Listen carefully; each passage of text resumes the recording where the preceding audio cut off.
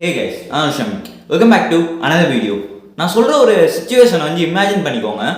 அமெரிக்காவில் ஒரு பர்சனை போலீஸ் அரெஸ்ட் பண்ணுறாங்க. எதுக்காக அரெஸ்ட் பண்ணுறாங்க அப்படின்னு பார்த்தீங்கன்னா, வாழைப்பழம் அதாவது சாப்பாடு திருடுனா அப்படின்ற ஒரு காரணத்துக்காக அந்த பர்சனை அரெஸ்ட் பண்ணுறாங்க. அரெஸ்ட் பண்ணிட்டு அந்த பர்சன்ட்டு கேட்குறாங்க, எதுக்காக நீ இதை திருடுன அப்படின்ற மாதிரி. அவன் சொல்கிறான், இங்கே சாப்பாடுலாம் ஃப்ரீ இல்லையா, காசு கொடுத்து தான் வாங்கணுமா அப்படின்ற மாதிரி ஒரு காரணத்தை சொல்கிறான். இது கேட்ட எல்லாருமே ஷாக் ஆகிறாங்க. சாப்பாடு ஃப்ரீயா, என்னடா காமெடி பண்ணிருக்க அப்படின்ற மாதிரி.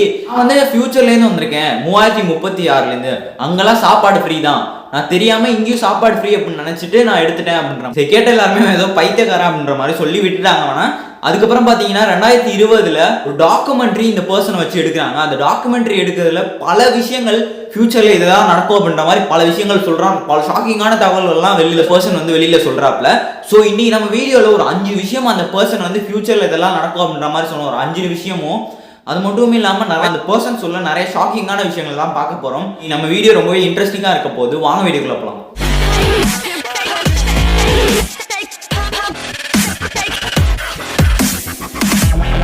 ஸோ அமெரிக்காவில் ஃப்ளோரிடா அப்படின்னு சொல்லப்படுற ஒரு இடம் இருக்குது. அந்த ஃப்ளோரிடாவில் பார்த்தீங்கன்னா பின்னல்லாஸ் அப்படின்னு சொல்லப்படுற ஒரு இடம் இருக்குது. ஸோ அந்த இடத்துல போலீஸ் மார்ச் மாதம் 2020 மார்ச் மாதம் ஒரு பர்சனை அரெஸ்ட் பண்ணுறாங்க. நான் சொன்ன மாதிரி ஸ்டார்டிங்கில் சொன்னேன்ல.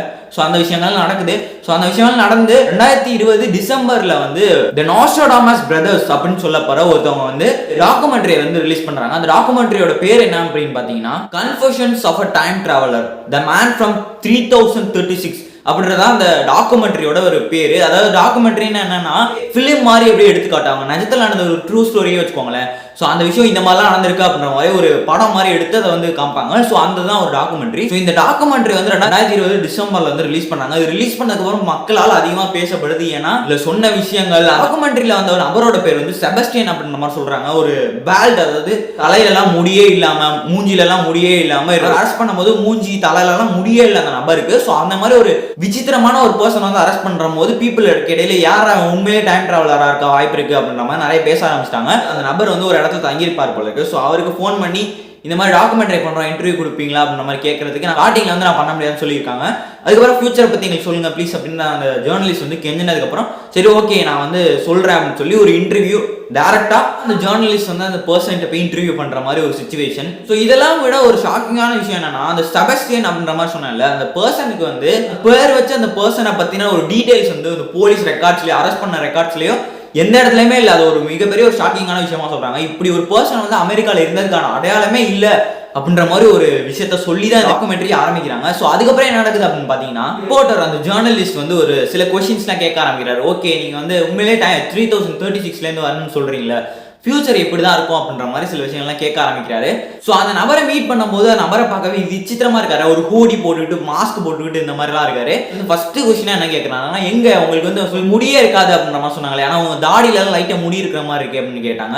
இல்ல நான் இங்க வந்ததுக்கு அப்புறம் எனக்கு முடி வளர்ந்துருச்சு, நான் 2036லலாம் முடியே யாருக்கும் இருக்காது, 80க்கு அப்புறம் ரேடியேஷன் அப்படின்ற ஒரு விஷயம் உலகம் ஃபுல்லா ரொம்ப அதிகமானதுனால ஃபேஷியல் ஹேர், அதாவது ஒரு காலத்துல மோஸ்ட் எப்பின்ஸா இருந்த காலத்துலலாம் உடம்பு ஃபுல்லா முடி இருக்கும் அப்படின்ற மாதிரி சொல்லுவாங்க. ஃபியூச்சர்ல 2080க்கு அப்புறம் உலகத்துல ரேடியேஷன் அப்படின்ற ஒரு விஷயம் ரொம்ப அதிகமாயிரும். இந்த ஒரு காரணத்துக்காக மனுஷனோட உடம்புல எல்லாம் முடியே இருக்காது அப்படின்ற மாதிரி ஒரு விஷயத்தையும் சொல்றாரு. ஸோ ரெண்டாவதா இன்னொரு விஷயத்த சொல்றாரு. என்னன்னு பாத்தீங்கன்னா, 2080 அப்படின்ற ஒரு வருஷம் ஒரு மிகப்பெரிய பிரேக் த்ரூ வருஷமா இருக்கும். அதாவது 2080க்கு அப்புறம் பல மக்கள் அவங்களோட உயிரை விடுவாங்க, கிட்டத்தட்ட பில்லியன்ஸ். அதாவது 2080க்கு மேல 100 கோடி மக்களுக்கு மேல இறந்துருவாங்க. உலகமே ஒரு டோட்டலா சேஞ்ச் ஆயிரும் அப்படின்ற மாதிரி சொல்றாரு. எதனால மக்கள்லாம் இறந்து போவாங்க அப்படின்ற மாதிரி கேட்டதுக்கு, ஹெல்த் ப்ராப்ளம், மக்களுக்கு இருக்கிற ஹெல்த் ப்ராப்ளம் ரொம்பவே அதிகமாயிரும். இப்ப இருக்க ஹெல்த் ப்ராப்ளமே நம்மளால தாங்க முடியல. ஸோ ஃபியூச்சர்ல பாத்தீங்கன்னா இன்னும் ஹெல்த் ப்ராப்ளம் அதிகமாயிரும் அப்படின்ற மாதிரி ஒரு ரீசனை சொல்லி தான் மக்கள் நிறைய பேர் இறந்து போவாங்க அப்படின்ற மாதிரி சொல்றாரு. அந்த எரா முடிஞ்சு, அதாவது 2080ல எவ்வளவு மக்கள் இறந்து போவாங்களா, அந்த மக்கள்லாம் இறந்து போனதுக்கு அப்புறம் பிறக்க போற மக்களுக்கு எல்லாமே உங்களோட பிளட்ல எல்லாம் அயனைஸ்டு மெட்டல் இருக்கும் அப்படின்ற மாதிரி சொல்றாரு. அவங்க உடம்ப ரொம்பவே வீக் ஆயிரும். இப்ப இருக்க மனுஷங்களோட அப்ப இருக்க மனுஷங்களோட ரொம்பவே வீக்கா இருப்பாங்க, ரொம்பவே ஒரு சொங்கி மாதிரி இருப்பாங்க அப்படின்ற மாதிரி சொல்றாரு. அது மட்டும் இல்லாம நீங்க வச்சிருக்கீங்களா ஸ்மார்ட் போன்ஸ், அதாவது அந்த ஜேர்னலிஸ்ட் வரும்போதே உங்க போனை ஆஃப் பண்ணுங்க அப்படின்னு சொல்லி தான் கூப்பிட்டு வந்திருப்பாரு. நான் உங்களுக்கு ஸ்டார்டிங்ல போன் ஆஃப் பண்ண சொன்னேன்ல, எதுக்காக ஆஃப் பண்ண சொன்னேன்னு கேட்டீங்கன்னா, அப்ப இருக்க மக்களுக்குலாம் ரேடியேஷன் அதிகமானதால முடியல, அவங்களுக்கு உடம்புல அஃபெக்ட் ஆகுது அப்படின்ற மாதிரி சொன்னேன்ல. ஸோ உங்க போன்ல இருந்து வர ரேடியேஷன் வந்து என்ன வந்து ரொம்பவே அஃபெக்ட் பண்ணும். உங்க பக்கத்துல வந்துட்டு எனக்கு ஒரு மாதிரி ஆனிச்சு, அந்த ரேடியேஷன் என்ன வந்து அட்டாக் பண்ணிச்சு, அதனால உனக்கு உடம்பு சரியில்லாம போயிடுற காரணத்துக்காக தான் உங்களுக்கு செல்போன் ஆஃப் பண்ண சொன்னேன் அப்படின்ற மாதிரி ஒரு காரணத்தை சொல்றாரு. இதை தாண்டி மூணாவது ஒரு இன்ட்ரெஸ்டிங்கான ஒரு விஷயம் சொல்றாரு. இப்ப நம்ம உலகத்துல எல்லாருக்கிட்டையுமே மொபைல் ஃபோன் அப்படின்ற ஒரு விஷயம் எல்லாருக்கிட்டையுமே இருக்கு. சின்ன குழந்தையிலேருந்து 60 வயசு 70 வயசு எல்லாருக்கிட்டையுமே மொபைல் ஃபோன் அப்படின்ற ஒரு விஷயம் இருக்குல்ல. ஸோ 2060 மொபைல் ஃபோன் அப்படின்ற ஒரு விஷயத்தை வந்து பேன் பண்ணிடுவாங்க அப்படின்ற மாதிரி ஒரு ஷாக்கிங்கான விஷயத்தையும் சொல்றாரு. கேட்கும் போதே விசித்திரமா இருக்கு, என்னடா புதுசா மொபைல்லாம் வருது, எப்படி அதை பேன் பண்ணுவாங்க, நம்மளுக்கே ஒரு கேள்வியெல்லாம் கேட்க தோணுது இல்ல. அவர் சொல்ற காரணம் என்னன்னா, ரேடியேஷனோட எஃபெக்ட் வந்து ஹியூமன்ஸ்க்குலாம் தெரிய ஆரம்பிக்கும். ஸோ மொபைல் ஃபோன்ஸ் வந்து இவ்வளோ ரேடியேஷன் வந்து நம்மளுக்கு எமிட் பண்ணுது. ஸோ அதனால பல பீப்பிள் வந்து அஃபெக்ட் ஆவாங்க. ஸோ அந்த ஒரு காரணத்துக்காக மொபைல் ஃபோன் யூஸ் பண்றது எல்லாருமே தவிர்த்துருவாங்க. மொபைல் ஃபோன் அப்படின்ற விஷயத்த 2060 அப்புறம் பேன் பண்ணிடுவாங்க அப்படின்ற மாதிரி சொல்றாரு. நம்ம எல்லாருக்குமே தெரியும், இப்போ 5G அப்படின்ற ஒரு விஷயம் வந்திருக்கு. 5G வந்து நம்மளால ஃபேமஸ் ஆகிட்டு இருக்க காலகட்டம் இது. அன்லிமிட்டடா நெட் கொடுக்குறாங்க, அது பண்றாங்க, இந்த மாதிரி விஷயங்கள் நிறைய பண்றாங்க. ஸோ அவர் என்ன சொல்றாருன்னா, 5G அப்படின்ற ஒரு விஷயம் தான் அந்த ஹியூமனோட ரேடியேஷன் ஃபாலுக்கு ஒரு ஆரம்பமா இருக்கும் அப்படின்ற மாதிரி சொல்றாரு. இந்த 5Gனால தான் மக்கள் ரொம்ப அஃபெக்ட் ஆவாங்க அப்படின்ற மாதிரி சொல்றாரு. 2036 ஹிஸ்டரியில எல்லாம் படிச்ச வரைக்கும் 2060 அப்புறம் 5G அந்த மாதிரி விஷயங்களால ஸ்மார்ட் போன்ஸை பேன் பண்ணாங்க. அதுக்கான காரணம் ரேடியேஷன் தான் அப்படின்ற மாதிரி நான் படிச்ச ஹிஸ்டரியில போட்டிருந்துச்சு. அதாவது இந்த எராவை வந்து இடியட் எரா அப்படின்ற மாதிரி நான் சொல்லுவேன். ஏன்னா இவ்வளவு ரேடியேஷன் எமிட் பண்ற ஒரு விஷயத்தை வந்து எல்லாரும் விரும்பி கையில வச்சு பார்த்துட்டு இருக்காங்க அப்படின்ற மாதிரி ஒரு விஷயத்த சொல்றாரு. இதை தாண்டி நாலாவது ஒரு இன்ட்ரெஸ்டிங்கான ஒரு விஷயம் சொல்றாரு. நம்ம மனுஷங்க எல்லாருமே, இப்ப இருக்க மனுஷங்க எல்லாருமே ஒரு ஆவரேஜா எவ்வளவு நாள் வாழ்வாங்க, ஒரு 60 வயசு, ஒரு 70 வயசு, 60 வயசு ஆவரேஜா எல்லாரும் வாழ்வாங்க அப்படின்னு வச்சுக்கோம். இப்ப இருக்க காலகட்டத்துல ஒரு 100 வருஷம் 200 வருஷத்துக்கு முன்னால ஒரு 100 வயசு வாழ்வே வாழ்ந்துட்டு இருந்தாங்க. ஸோ இவர் என்ன சொல்றாருன்னா, 2080 மனுஷனோட லைஃப் ஸ்பேன், அதாவது வாழ்க்கை இவ்வளவுதான் வாழ்வாங்க அப்படின்றது வந்து கம்மியாயிரும் அப்படின்ற மாதிரி சொல்றாரு.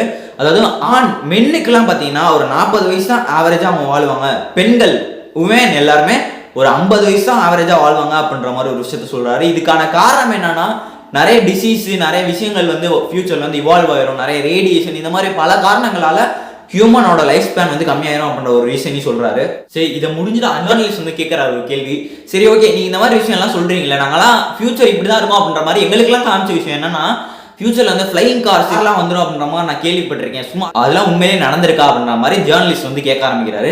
அதுக்கு வந்து நம்ம செபஸ்டியன் என்ன சொல்றாருன்னா, ஆமா உண்மையிலே ஃபிளைங் கார்ஸ்லாம் உண்டு ஃபியூச்சர்ல. அந்த ஃபிளைங் கார்ஸ் எல்லாம் எஃப் கிராஃப்ட் அப்படின்ற மாதிரி நாங்கள் சொல்லுவோம். ஃபியூச்சர்ல நிறையவே இந்த ஃபிளைங் கார்ஸ்லாம் இருக்கும். அது மட்டும் இல்லாமல் 3000வது வருஷம் 3000 அப்புறம் பார்த்தீங்கன்னா ஹோம், நீங்க இப்போ எல்லாருமே வீட்டில் தானே வாழ்றீங்க, அந்த மாதிரி வீடுலாம் அப்போ இருக்காது. பாட் அப்படின்ற மாதிரி சொல்றாரு. பாட்னா என்னன்னா, வீடு மாதிரியே தான் இருக்கும், பட் குட்டியா இருக்கும். அதுக்குள்ள நம்ம படுத்துக்கிற அளவுக்கு ஒரு கேப் இருக்கும். அதை சுவிட்ச் ஆன் பண்ணா அது லாக் ஆகிக்கும், சுவிட்ச் ஆஃப் பண்ணா அது வந்து அன்லாக் ஆகிக்கும். அது மட்டும் இல்லாமல் எல்லாமே வீடு வந்து தரையில தான் வச்சிருக்கீங்க. பட் அந்த பாடெல்லாமே மேக்னெட்டிக், அதாவது காந்த புலன்கள் யூஸ் பண்ணி அது வந்து கொஞ்சம் கையிலேருந்து கொஞ்சம் மேலே இருக்கும் அப்படின்ற மாதிரி சொல்றாரு. அதுக்கப்புறம் ஜேர்னலிஸ்ட் கேட்கிறாரு, இந்த ரோபோட்ஸ் எல்லாம் ஃபியூச்சர்ல இருக்கா அப்படின்ற மாதிரி கேட்கிறாரு. கண்டிப்பா ரோபோட்ஸ் எல்லாம் இருக்கு. அது மட்டும் இல்லாம ஏஐ அப்படின்ற ஒரு விஷயம் நல்லாவே வளர்ந்துருக்க ஒரு காலகட்டமா இருக்கு. ரோபோட்ஸ் வந்து இந்த மாதிரி வேலை செய்வாங்களே, ஒர்க்கர்ஸ்க்கு பதிலாக ரோபோட்ஸை யூஸ் பண்ணிக்குவாங்க. இந்த லேபர் வேலை இந்த மாதிரி விஷயத்துக்குலாம் ரோபோட்ஸ் தான் ஃபியூச்சர்ல யூஸ் பண்ணுவாங்க அப்படின்ற மாதிரி ஒரு விஷயத்தையும் சொல்றாரு. ஜேர்னலிஸ்ட் கேட்கிறாரு, சரி நீங்க இங்க வந்திருக்கீங்களா, உங்களுக்கு வந்ததுக்கான காரணம் என்ன, இப்ப திரும்பி போகலையா அப்படின்ற மாதிரி கேட்கிறாரு. வந்ததுக்கான காரணத்தை அப்புறம் சொல்றேன், இப்ப நான் திரும்பி போகணும்னு நினைச்சாலும் என்னால போக முடியாது, ஏன்னா என்கிட்ட டைம் டிராவல் பண்றதுக்கான டெக்னாலஜி உங்க காலகட்டத்தில் இல்லவே இல்லை அப்படின்ற மாதிரி சொல்றாரு. அதுக்கப்புறம் அந்த ஜேர்னலிஸ்ட் இன்னொரு கொஸ்டின் கேட்கிறாரு. அந்த ஜேர்னலிஸ்ட் என்ன கேட்கிறாருன்னா, ஃபியூச்சர்ல வந்து எல்லாருமே டைம் டிராவல் பண்ற விஷயத்தை யூஸ் பண்ணுவாங்களா, எல்லாருமே டைம் டிராவல் பண்ற ஒரு விஷயம் பழகி போயிருமா அப்படின்ற மாதிரி ஒரு விஷயத்தை கேட்கிறாரு. ஆனா அதுக்கு வந்து அவர் என்ன சொல்றாருன்னா, இல்ல மிலிட்ரி பர்பஸ்க்கு மட்டும்தான் டைம் டிராவல் அப்படின்ற மாதிரி ஒரு விஷயத்தை வந்து யூஸ் பண்ணுவாங்க. அது மட்டும் இல்லாம மக்கள் எல்லாருமே டைம் டிராவல் பண்ற விஷயம் இருக்கு அப்படின்றது எல்லாருக்குமே தெரியும். ஆனா அதை வந்து யூஸ் பண்றதுக்கு வந்து ரெஸ்ட்ரிக்ட் பண்ணிருக்காங்க. அஃபிஷியலா கவர்மெண்டோட யூசேஜ் மிலிட்ரி பர்பஸ் அந்த மாதிரி விஷயத்துக்கு தான் யூஸ் பண்ணுவாங்க. இப்போ நீங்க இருக்கிற காலகட்டத்திலே இந்த டைம் டிராவல் அப்படின்ற விஷயத்துக்குலாம் கவர்மெண்டே ஃபண்ட்ஸ் கொடுத்து அது வந்து வேலைகள்லாம் பார்க்க ஆரம்பிச்சிட்டாங்க அப்படின்ற மாதிரி ஒரு விஷயத்தையும் சொல்றாரு. இந்த மாதிரி விஷயங்கள் எல்லாம் சொல்லி முடிச்சுட்டு அந்த ஜேர்னலிஸ்ட் வந்து போயிடுறாரு. இன்னொரு நாள் அவங்களை வந்து சந்திக்கிறேன் அப்படின்ற மாதிரி சொல்லிட்டு, ஸோ அதுக்கப்புறம் நான் திரும்பி உங்களை இன்டர்வியூ எடுத்து வரலாமா அப்படின்ற மாதிரி ஃபோன் பண்ணி கேட்கும்போது அவர் என்ன சொல்றாருன்னா, இல்ல வாய்ப்பு இல்லை ஜாக், அதாவது அந்த ஜேர்னலிஸ்ட் பேர் வந்து ஜாக் போல இருக்கு, ஸோ நீ என்னை பார்க்க வர முடியாது ஜாக் அப்படின்ற மாதிரி சொல்லிட்டு பேசிட்டு இருக்கும்போது திடீர்னு அவர் ஃபோன் வந்து கட் ஆயிடுது. அவர் சைட் இருக்க லைன் கட் ஆகுது. என்ன ஆச்சுன்னே தெரியல. அதுக்கப்புறம் இந்த ஜேர்னலிஸ்ட் வந்து நிறைய ட்ரை பண்ணி பார்க்குறாரு அந்த செபஸ்டியன் அப்படின்ற நபரை வந்து ஏன்னா திடீர்னு சடனாக பேக்ரவுண்ட் சேஞ்ச் ஆகிருக்கு அப்படின்னு பார்க்காதீங்க.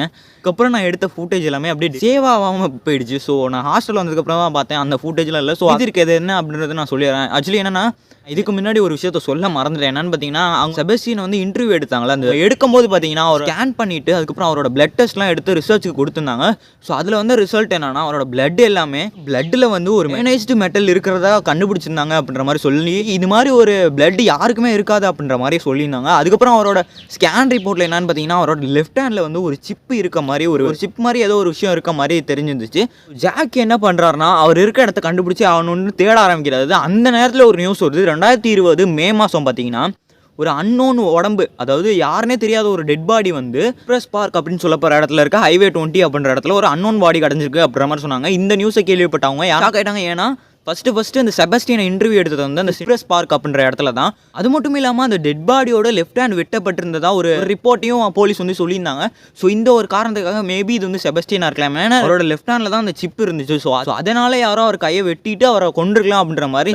ஸோ இதோட செபஸ்டியனோட கதை முடியுது. பட் செபஸ்டியன் இதுக்கு முன்னாடி சொன்ன ஒரு சில விஷயங்களை வந்து டாக்குமெண்ட்ரியோட கடைசியில் தான் காட்டுவாங்க. என்னன்னா ஒரு ஷாக்கிங்கான ஒரு விஷயம் சொல்லியிருப்பாரு. 2036 இந்த உலகம் அழிய போகுது அப்படின்ற மாதிரி சொல்லியிருப்பாரு. ஆரம்பத்திலே சொன்னல நான் வந்து எதுக்காக இங்கே வந்தேன் அப்படின்றது வந்து கடைசியில் சொல்கிறேன்னு. ஸோ 2036 இல்லை 3036. ஸோ 3036 இந்த உலகம் அழிய போகுது, அதுக்காக தான் நான் இங்கே வந்திருக்கேன் அப்படின்ற மாதிரி ஒரு விஷயத்த சொல்லுவார். நீங்கள் இதை நம்ப மாட்டீங்க அப்படின்னு தெரியும். அப்படி ஒரு வேளை நம்பினாலும் ஒரு 800 வருஷம் வரையெல்லாம் இந்த விஷயம் நீடிக்காது, கொஞ்ச நாள்லேயே எல்லாரும் மறந்துடுவாங்க.